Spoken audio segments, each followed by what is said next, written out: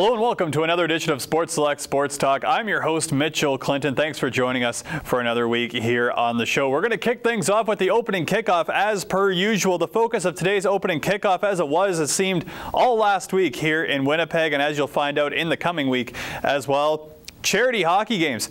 Wow! They were everywhere over the last few days, and I like the idea. I got to say, I like the idea. If there's not going to be, NHL hockey on the ice at the MTS Center, at least the guys are involved and doing something. We'll get to Andrew Ladd and Mark Stewart in just a little bit, but first off, Lockout Hunger. Chad Brownlee and Dallas Smith were in town. They performed at the casino, and it was a fantastic show. Cameraman Rudy Gower from Shaw TV actually went down there and checked it out. He's not a country music fan, but he said he had a good time, and hey, the Blue Jays made a big deal that night as well. So I mean, he was a pretty happy guy at work the next day, I gotta say.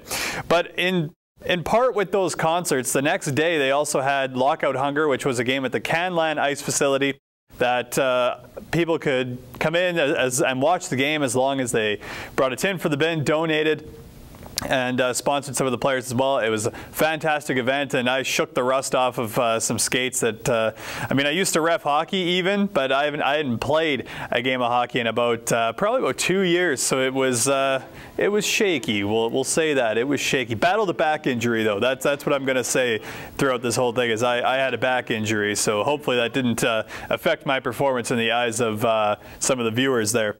That same night, the Mike Keane Hockey Classic was going on at the Iceplex. This was in support of the Winnipeg Jets. The Winnipeg Jets, a True North Foundation and Continuity Care. A lot of great players took part in this contest. Let's see, we got a short list here. Mike Keane, Wendell Clark, Lanny McDonald. Oh, just a few guys, whatever, whoever they could find, I'm sure. Another great event, and of course on the 17th, Team Ladd versus Team Stewart at the Max Bell Arena. Sold out event. Another great way that these NHL players are getting involved. If they're not going to be on the ice at the MTS Center, hey, nothing wrong with that. And of course, that game featured some players from the NHL today as well. But the fun isn't over, like I was saying. The Guns and Hoses charity event is coming up on Saturday. So that's going to be at 6 o'clock. Tickets are $10. They go to muscular dystrophy. That game will be going on at the Free Press Rink at the MTS Iceplex. That's again at 6 p.m. and it's got the best parts of going to a hockey game, especially a minor hockey game. You got 50-50 draw. Everybody loves that, and you know what I miss seeing? Timbits hockey. But if you go to Guns and Hoses, you're going to be able to see some Timbits hockey. Crazy moves happen in that game, and I don't even know if the kids are doing it. I saw one kid a couple of years ago. I think he blocked about 8 shots in a 5-minute game. Fantastic. The crowd loved him. Moving right on, we're going to the Pat on the Back Club. This week's Pat on the Back goes out to everyone involved in putting on those games, like the ones in the city last week and the one coming up this weekend. It's not easy to put together one of them, let alone be Andrew Ladd and be one of the organizers for the Team Ladd versus Team Stewart Goals for Dreams game, and also be involved in the Guns and Hoses game like he is coming up on Saturday. So good on him. Like I've been saying, if they're not playing hockey, at least they're contributing here in the city. You gotta love that. Nothing wrong with that. Also, getting a pat on the back this week. Not a team that performed maybe to the level that they wanted, but they got themselves back into the playoffs. The Manitoba Bison's football team, good on you guys. I know it was a year that, Brian Dobie said, came down to 87 seconds. They were 3-3 instead of 5-1 at the time, and that maybe could have changed their playoff fortune. But that's coulda, shoulda, woulda kind of thing. And Brian and his coaching staff, that's exactly what they would call it. And they're graduating 12 players by my count. It's a football roster, so it's about, I don't know, that long. It's huge. They graduate 12 players by my count, and even though that's 12 pretty good players, and by pretty good I mean really good, Thomas Hull and Teague Sherman, 2 defensive standouts, they're going to be off the team next year because they've used up all their eligibility. So obviously good luck to them in all their future football endeavors. Hopefully to see them on the field real soon, whether it's at another level or otherwise. Maybe they'll be on the sidelines coaching.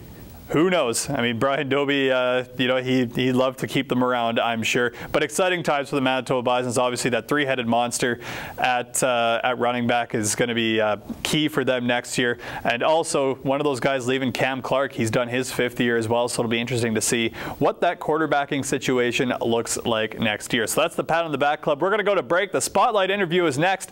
And then stay tuned after that, the Tweet of the Week and my Minute of Fame. We'll be right back on Sports Select Sports Talk. Life is all about chances. Made, given, and taken, chances missed, and chances that change everything. Chances to try, to fail, and then try again. Chances to grow, chances to change, chances to learn, teach, lead. Chances. It's all about what you do with them. Boys and Girls Clubs of Winnipeg. Donate. Check us out. Make the call. Welcome back to Sports Select Sports Talk. We're here for the Spotlight interview, and we're at the place where all the magic happens. The rarely seen commissioner's office of the Manitoba Junior Hockey League. Kim Davis joins me now. And Kim, I guess first off, before we even get to all the exciting things going on in the Manitoba Junior Hockey League right now, how's the season going for you as a commissioner? Have you been able to get on the road to a few rinks already this year? I have been on the road to quite a number of games already this year, for sure. I haven't seen every team yet, but probably before the end of November I'll have done that, if not early into December. So, and then, you know, I'll do a second run probably before the playoffs start or into the playoffs for sure.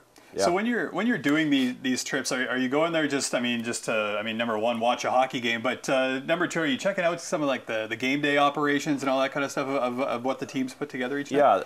Yeah, you know, it's all of those for sure. Certainly want to see that, you know, just how the teams are playing, you know, and just sort of get a sense for the competitiveness in the league.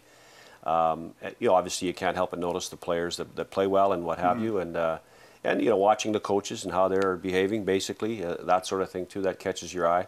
And then in addition to that, also looking at, you know, the game operations and how they're doing in terms of just putting on an event on a nightly basis. So, you know, for that particular game in question. So looking at all of those things, you know, listening to the advertising that they're doing, either, you know, via PA announcements or other things. So just a whole host of things. And obviously, on top of that, you get to watch a hockey game. And like I mentioned at the top of the show, you can hear the phone ringing. We got fan phone calls already, but like I said, we're in the commissioner's office, so there's going to be a phone ringing. You got some work to do by the sounds of things already. Even though it's Friday, it's going to be busy, yeah. So a couple of feel-good stories around the league already this year. The first thing that we'll get to is the mouthful known as the Crescent Point Energy Western Canada Cup. Did I get it? Right, absolutely. Right Nailed it. Awesome. So the first event's going to be held in Nanaimo this year in 2013, but the big news for the Manitoba Junior Hockey League side of things is the announcement that Dauphin, my hometown, love it, it will be hosting the 2014 event. What I noticed is Randy Daly, one of the co-chairs of the 2010 RBC Cup, is also involved again. So that did that plus them hosting the 2010 RBC Cup maybe tip the scales in their favor a little bit? Well, certainly, you know, the Dauphin group has some great experience recently with a major event of this nature, and absolutely, you know, they played to that as a strength, and I'm you know, it did obviously have a bearing on the decision for sure, and you can't take that away from them. They did a great job with respect to the RBC Cup in 2010 in Dauphin with that host committee. So it's certainly looking to me as though they've got another strong group of individuals that'll head that up in 2014. Now, there is, of course, interest from other clubs in the league. Can we assume Portage, Selkirk, and Winnipeg? I'm just thinking, I mean, capacity-wise, right, and recent hosting of events. Actually, there were two other formal bids, one from the Winnipeg Blues and one from Selkirk. Oh, okay. So, yeah, and those three were including Dauphin, were presented and bid packages put together for distribution to the board members of the league. Okay. Yep. The 2013 event, like I mentioned, is going to be in Nanaimo. That's April 27th to May 5th. Has the CJHL reached any sort of agreement for broadcasters of the final? I know the RBC Cup final is usually done by TSN.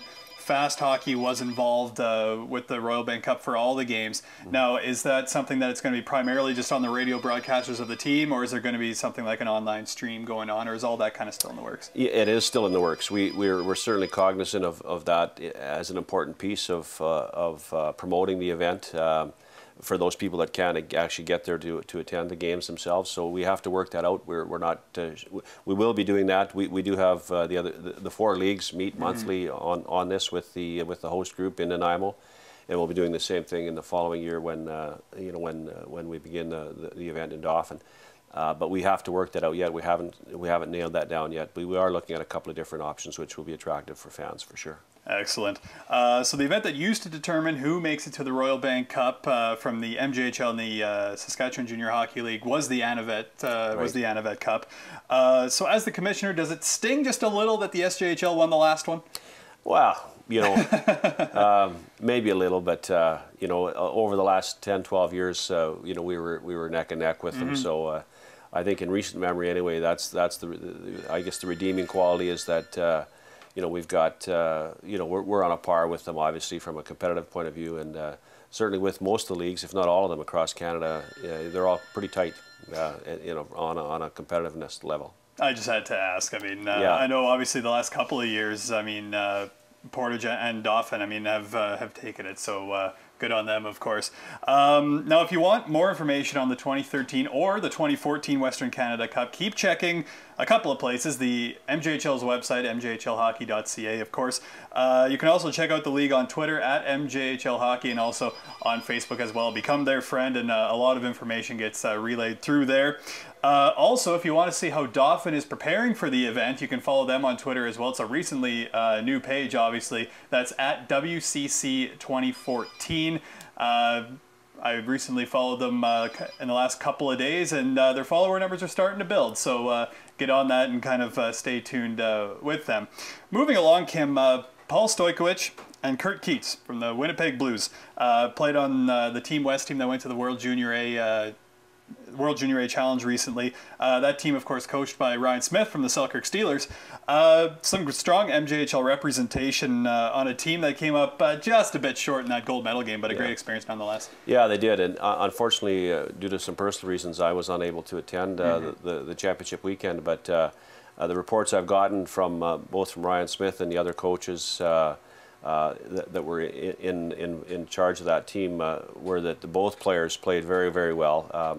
Had a role to play on the club, which was outlined for them prior to the event starting, and embraced it and played well. Played in the situations that they had to. Played in all situations with the team, and as you noted, they came up against a very strong American team, which ended up winning. My recollection is that the Team West beat the Americans in the exhibition game, which the one that didn't count. Yeah. But then when they met them in that final game, we're a little bit short. So it's unfortunate, but I know that all the members, Ryan Smith and the two players, Kurt and Paul, both had a great experience and really made a great account of themselves on our behalf for sure, and on their own behalf as well. Ask the Americans about the 2002 and 2010 Olympics, huh? There we go. We got them there. Right. Only a matter of time before the World Junior A Challenge. We'll get that one back. We often talk about the opportunities that the Manitoba Junior Hockey League provides, and I mean this World Junior A Challenge is just another one. I mean, it's just. We talked about Stojkovic a little bit earlier. He's already going to Western Michigan. Right. But for a lot of players, the event is just an added kind of opportunity, more on an international stage, whereas, the things like the Western Canada Cup and the Royal Bank Cup, primarily national, but you are going to get some international looks there. It's just the World Junior A Challenge, just another one of those great events for exposure for players in the MJHL. Yeah, it really is. Since this is the 7th year we've had the World Junior A Challenge, and in particular, the NHL is just thrilled that we came up with the idea, first of all, and with the great cooperation of Hockey Canada, we're able to put it together initially, and then now 7 years in, it continues to be just a great event on the calendar of those NHL scouts, and excuse me, depending on the location, we've had a great turnout of NCAA scouts as well to look at our players, and I can't emphasize enough how important it is to the NHL for them to see that event. The scouts that show up, there's 150 to 200 throughout an entire week. Every team represented in the NHL with scouts coming out the wazoo, if I could put it that way. Absolutely. And they just love it. It's a great opportunity for them to see North American players for sure, like our players, but also some great young talent from overseas, Russia, Czech Republic this year, and the Swiss. So it's just a great opportunity, and they love it. They love the fact that we've put it together, and we're certainly very much supportive of the event, and we'll continue to do so. Fantastic event put on by Hockey Canada, and of course a lot of the players coming from the CJHL, of course. Moving into quick hitters, my favorite part of the show. 5 quick questions, whatever comes to your mind. If you have a story that goes along with it, feel free to add that in as well, Kim. Now, I know you're the commissioner. You got to be a little bit unbiased. I know that as a journalist, but do you have a favorite MJHL logo? Oh gosh, do I have a favorite logo?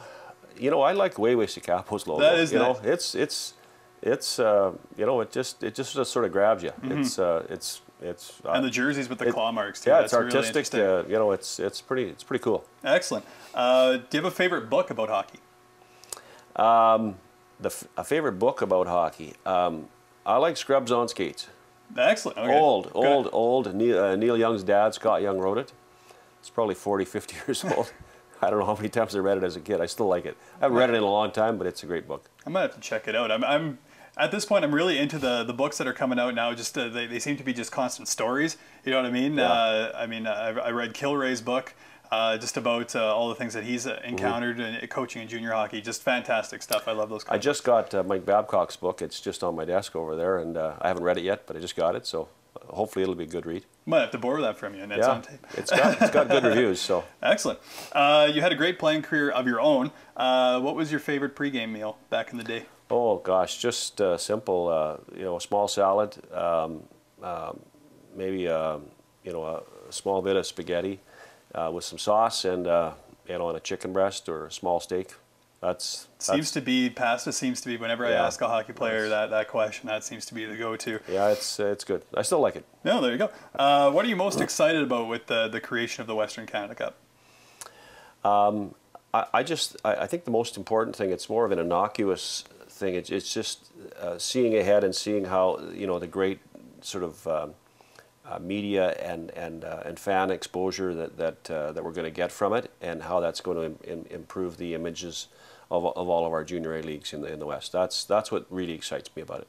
Excellent. And final question: have you seen the new trophy or shield or plaque that they're going to give out at that championship, or is that kind of like the media coverage still in the works? You know what? It is in development. I've seen just a brief draft of a mock-up of it, the artwork-wise, but I haven't. It's not done yet. We're hoping actually that it'll be produced in January or February at the latest. Excellent. That's the schedule right now, so it's going to be pretty cool. I didn't get to lift many trophies in my career, so I'm always curious about what they're going to look like. Kim Davis, the Commissioner of the Manitoba Junior Hockey League, thanks for joining me on Sports Select Sports Talk this week. Thank you. We're going to go to break. Come back. We'll have the tweet of the week and my minute of fame. So come back right after these short messages. Let's go! Let's go!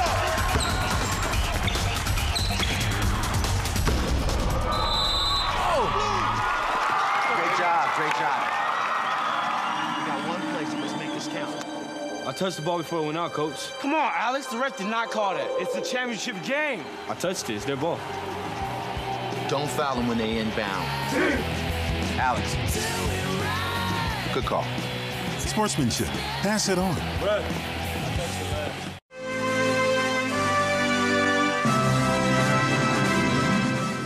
For two players on the MMJHL's St. Boniface Riels hockey team, hearing "O Canada" before a game is a little odd. That's just one of the adjustments Stanislav Izvekov and Kirill Stogny have been making since coming to the team from Russia this season. So different. I don't know how to explain it is, but it's so different. However, neither of the players are letting the adjustments get them down. Izvekov and Stogny know the bumps and bruises are part of developing their on-ice skills for the next level. I heard about this league a lot, and I have a chance to come here. So there's a good league. I can have a chance to go to pro hockey college in a couple of years, and I heard a lot of stuff about that, so I like it. Our agent from World Hockey Management, he just gave us opportunity to play here, and we like this league. Riels head coach Ryan Frickus says his team was excited to have the new recruits as they battle for one of the MMJHL's 8 playoff spots. Kirill's more of he's the D-man. He's more of a stay-home. Good. Makes the first good pass. And Stan's more of an all-around player. He can do it all. He plays well on all 3 zones, and he's got quite the shot. Izvekov's shot got him 2 goals to go along with 2 assists on this night for a 6-1 win over Transcona. Their last names may make them stick out on the ice, but they're not doing themselves any favors off of it either. They have the same haircut.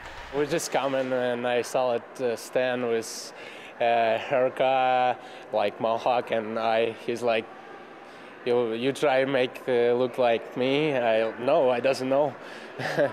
Regardless of who had the haircut first, Izvekov and Stogny are keeping the team's fans and coaching staff happy. I think they're doing great so far. Both of them speak pretty good English, and they understand it pretty well. Stan does a good job of talking as well, but I think they're enjoying it. The players like them very well, and yeah, we're happy to have them.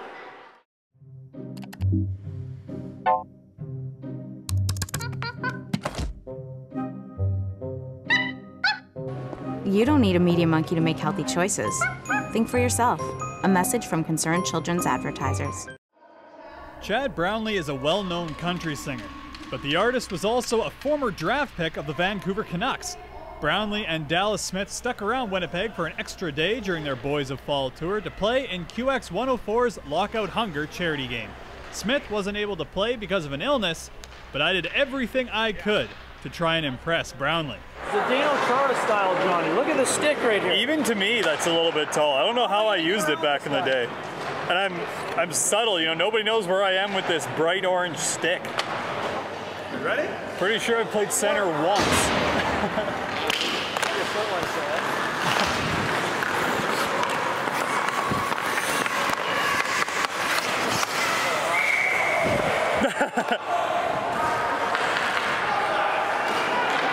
Nice drop.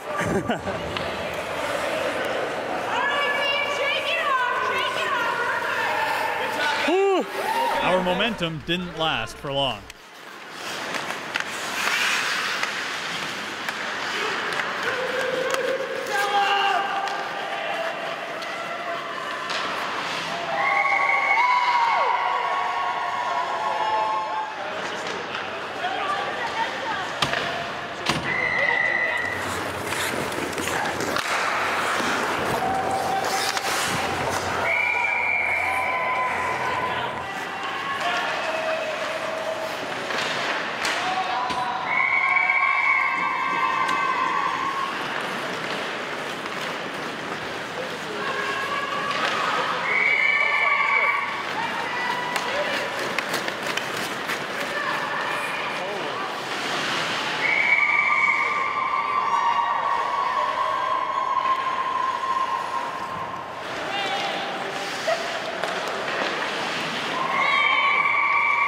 But it's not like we didn't have our chances.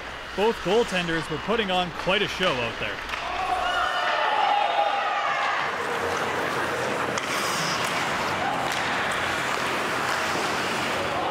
Holy!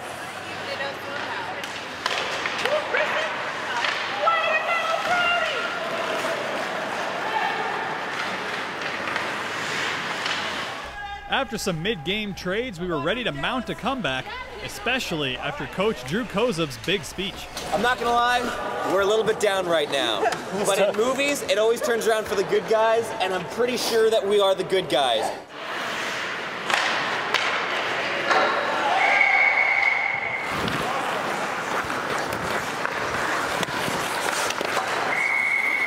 There we go.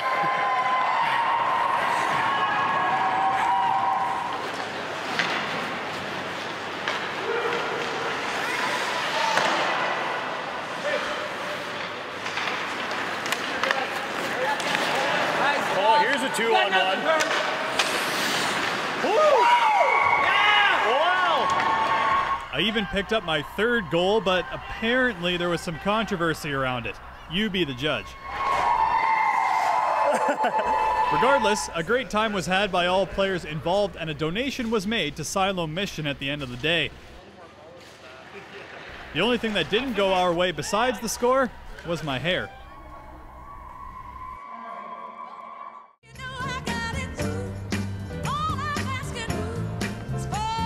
Excuse me, ma'am. Would you like to have my seat?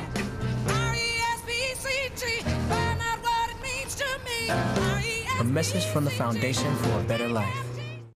Welcome back to Sports Select Sports Talk. Once again, I'm your host, Mitchell Clinton. Let's keep the show rolling. We're going to get right into the tweet of the week. And this week's tweet, well, it wasn't at me. I wasn't a very popular guy this week. Not a lot of people tweeting at me, but if you want to, and you should, because you can get on a show like this, at mclinton007. That's the place to send all your thoughts on anything sport related, and hey, you could get them on the show, just like the Manitoba Junior Hockey League did this week.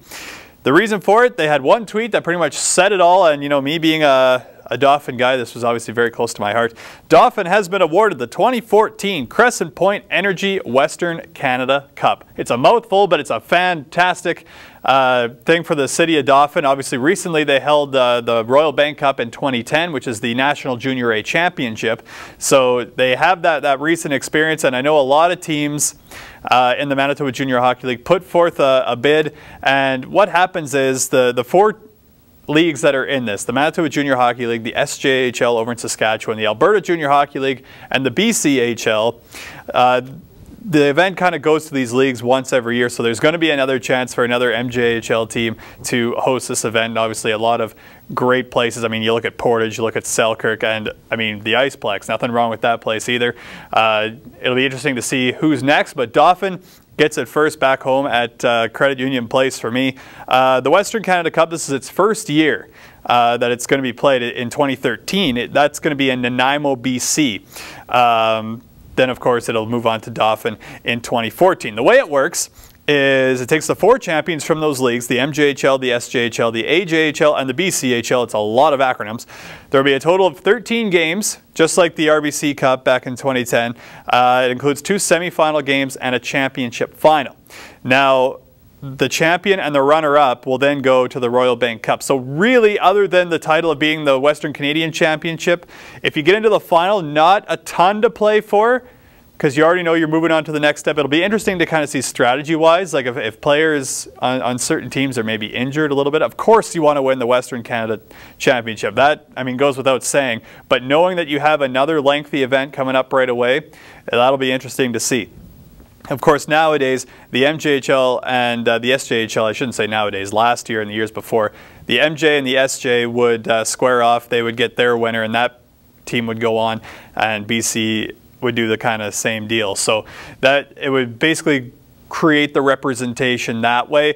But it's all changing, of course, with the Western Canada Cup, and like I said, gets underway this year in Nanaimo, BC, and then next year in Dauphin. So if you want to check it out, you want to keep in touch with the MJHL on the internet and on their website, mjhlhockey.ca. You can find out all the ticket information as it becomes available. Moving right along to the Minute of Fame. My Minute of Fame's focus is going to focus on junior hockey and a little bit of the MJHL as well. So it's a heavy MJHL segment, I guess, this week. 2 players from the Winnipeg Blues, Kurt Keats and Paul Stojkovic, names that you've heard before. They played for Team West in the World Junior A Challenge this year and came home with a silver medal. That tournament was in Nova Scotia, so obviously, you know, they were the hometown team. You know, a lot of pressure playing for Team West.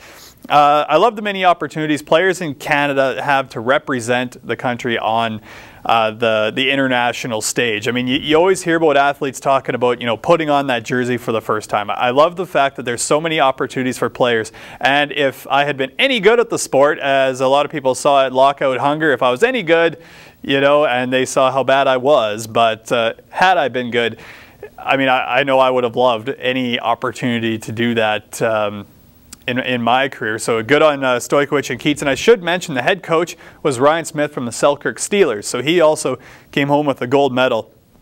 But just to think about it, like the opportunities. You have this one, the WJAC, another acronym for you. The World Junior Championships, which I mean takes over at least my household and wherever I go over the Christmas holidays. I can imagine it's the same for a lot of households out there. But not even just that. World Sledge Hockey Championships, I mean, that is growing in popularity like you wouldn't believe. The Olympics, both summer and winter, and even on a more of a local or provincial level, the Canada Games. You know, that's a chance for these younger athletes to really have their first chance to represent something bigger than just maybe their club or their city. That's the first time that they get to represent their province. So I love all the opportunities that are available for athletes to represent themselves and, you know, their respective sporting organizations, whether it be at the provincial level or the international level. So always looking forward to finding out more stories about that. Thanks for joining us on Sports Select Sports Talk this week. Once again, if you want to keep in touch with the show, don't forget we're on YouTube as well. And tweet at me at mclinton007. Thanks for joining us this week. We'll see you next week.